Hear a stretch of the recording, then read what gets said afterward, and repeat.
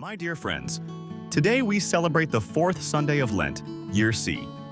The texts for today deal with the theme of humanity wandering away from God and God's response to us.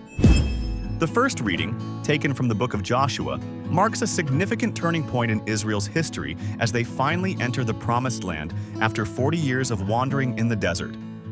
The passage begins with God saying to Joshua, "Today I have rolled away from you the disgrace of Egypt." This statement reflects a profound shift in the Israelites' identity. For generations, they had lived with the shame and memory of slavery in Egypt. By bringing them into the Promised Land, God fulfills His covenant and restores their dignity as His chosen people. The location of this event, Gilgal, meaning rolling, reinforces the theme of liberation and renewal, as it signifies that the weight of their past oppression has been lifted. The celebration of the Passover at Gilgal is significant. Passover commemorates Israel's liberation from Egypt, and observing it in the Promised Land symbolizes both the completion of their journey and the beginning of a new chapter. The shift from eating manna to consuming the produce of the land underscores a transition in God's provision. While wandering in the wilderness, the Israelites relied on manna, a miraculous gift symbolizing God's direct care. Now they eat from the land, signifying that God's provision will continue through more ordinary, natural means. The cessation of manna is not a sign of abandonment, but rather a call for the Israelites to trust in God's continued care in a new way.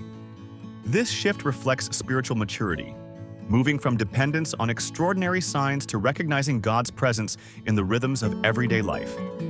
The Israelites' entrance into Canaan is the fulfillment of the promise God made to Abraham centuries earlier. Their arrival marks not only the end of their physical wandering, but also the beginning of a new phase in their covenantal relationship with God. The land is both a gift and a responsibility, a place where they must live according to God's law and be witnesses to His faithfulness. This passage invites us to reflect on how God leads us through life's transitions. Just as the Israelites moved from the wilderness into a settled life in Canaan, we too encounter moments when God's care shifts from extraordinary to ordinary. Trusting in God means recognizing His hand, even when His provision seems less dramatic. The story of Gilgal teaches us that God not only frees us from the past, but also equips us to live faithfully in the present, confident in His ongoing presence and care. In the second reading, taken from the second letter of St. Paul to the Corinthians, St. Paul presents a profound teaching on the transformative power of Christ's work of reconciliation. This passage underscores the radical change that occurs when a person is united with Christ. Through baptism and faith, believers are not simply improved versions of their old selves. They are entirely new creations. The old life, marked by sin, separation from God, and brokenness, is replaced by a new life of grace, unity, and righteousness. Paul explains that this transformation is not a human achievement, but a gift from God, who took the initiative to heal the broken relationship caused by sin. Through the life, death, and resurrection of Jesus, God restored humanity to Himself. Christ's sacrifice on the cross bridges the gap between humanity and God, making reconciliation possible. This text also highlights the depth of God's mercy. Rather than holding humanity's sins against them, God extends forgiveness and grace. Furthermore, Paul identifies believers as ambassadors for Christ. As ambassadors, Christians are entrusted with the mission of reconciliation, sharing the message of God's mercy and inviting others into a restored relationship with Him. Jesus, though sinless, bore the weight of human sin, enabling believers to be justified before God. This passage challenges us to reflect on our identity as new creations in Christ. Have we truly left behind our old selves and embraced the new life that Christ offers? As ambassadors for Christ, we are called not only to experience reconciliation, but to extend it to others. Are there relationships in our lives that need healing? Are we instruments of peace and mercy, reflecting God's reconciling love to the world? In chapter 15 of the Gospel of Luke, we find three parables: the parable of the lost sheep, the parable of the lost coin, and the parable of the loving father, more commonly known as the parable of the prodigal son.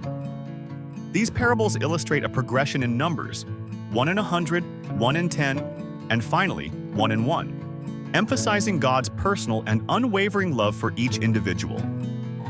The entire chapter is set against the backdrop of the complaints of the Pharisees and the teachers of the law, who were disturbed that Jesus welcomed sinners and ate with them.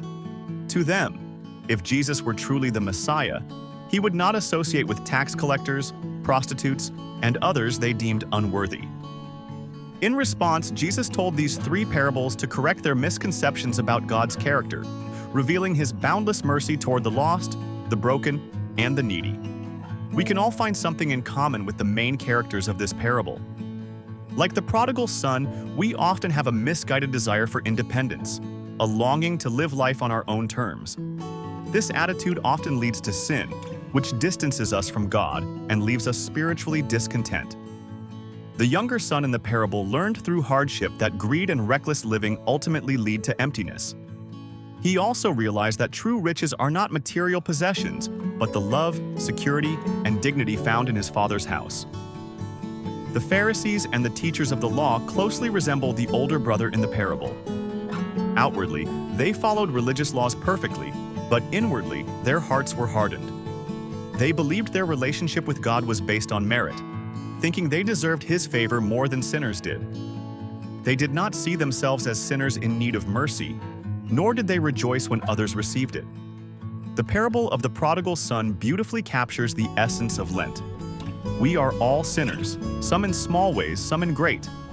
Some of us are like the younger son, living a bad life, while others are like the elder son, doing good outwardly but lacking love, living out of compulsion and self-righteousness. Both need conversion. Fasting, almsgiving, and prayer are not ends in themselves. They are means that lead us back to God.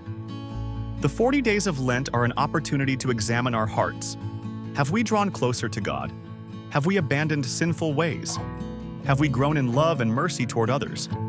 As we approach the end of Lent, we must ask ourselves, are we nearer to God than we were 40 days ago? May we choose restoration over resentment, joy over bitterness, and God's mercy over self-righteousness. May God bless us all.